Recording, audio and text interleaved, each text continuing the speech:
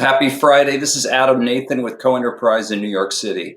I hope you've had a happy and a healthy New Year's and you're excited and holding fast to your New Year's resolutions. Before we shot this, I took a quick look at the average duration of a New Year's resolution. It's 32 days, so not too inspiring. I have 25 days personally to start eating better, to exercise more often, to stop getting in arguments on social media, and finally to get off my phone. That one was contributed by my family.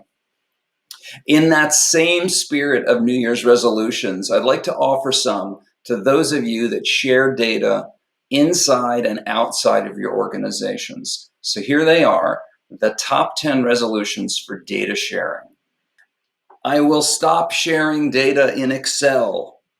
2, I will stop sharing data by FTP. Number 3, and you'll notice the pattern, I will stop sharing data through APIs.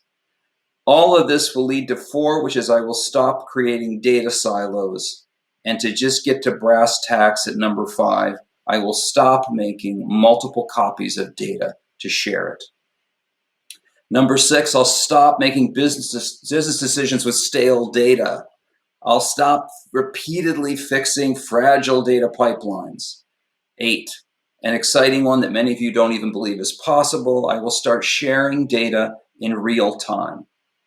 9, I'll start sharing sensitive data with confidence and make sure I'm keeping my governance commitments. And last, at 10, I'll start sharing data across regions and across cloud providers. So there they are. Happy Friday. May 2022 absolutely revolutionize how you share data, both inside and outside of your organization, even if you can't put your phone down and even if you can't stop arguing with people on social media. If you're interested, I would love to share on Monday a simple proof of concept around using Snowflake to share Excel data. It will radically change how you think about the entire process. For everyone else, have a great weekend. Thank you for watching. Talk to you soon.